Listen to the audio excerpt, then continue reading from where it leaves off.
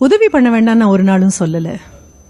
நான் உதவி பண்றேங்கிற நினைப்போட நீங்க பண்ணும்பொழுது ஒரு நாள் வாங்கியிருந்தீங்கன்னா தெரியும் சார் கையை நீட்டி. ஒரு தடவை சென்னையில பெருவெள்ளம் வந்ததுக்கு அப்புறம் ஒரு டாக்ஸில போகக்கூடிய வாய்ப்பு கிடைச்சது. அந்த டாக்ஸி டிரைவர் எங்ககிட்ட பேசிட்டே வர்றாரு. சென்ட்ரல்ல இருந்து நாவலூர் வரைக்கும் போகணும். அப்போ அவர் சொல்லிட்டே வர்றாரு, என்ன அப்படின்னா, மேடம் என்கிட்ட ஒரு 4-5 கார் இருந்தது. இந்த வெள்ளம் வந்ததுல ரோட்ல தானே நிறுத்தணும், எல்லாத்தையும் முழுகி போச்சு. ஒண்ணுதான் மிச்சம். மனைவி நிறை மாத கர்ப்பிணி. அபார்ட்மெண்ட்ல மேல போய் நிக்கிறோம் குறையில. ஹெலிகாப்டர்ல கொண்டு வந்து சாப்பாடு போடுறாங்க.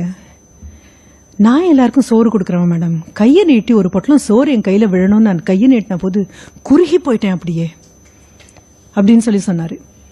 இதையும் ஒரு பக்கம் வச்சுக்கோங்க. இன்னொன்னு, இதே மாதிரி சென்னையில செல்லமே அப்படிங்கிற ஒரு கும்பலினுடைய பெரிய ஒரு அவார்டு ஒன்று கொடுத்துட்டு இருந்தாங்க. யாருக்கு அப்படின்னா, இந்த வெள்ளம் வந்த போது ஓடி ஓடி உதவின குழந்தைங்க இருக்காங்க இல்லையா, அந்த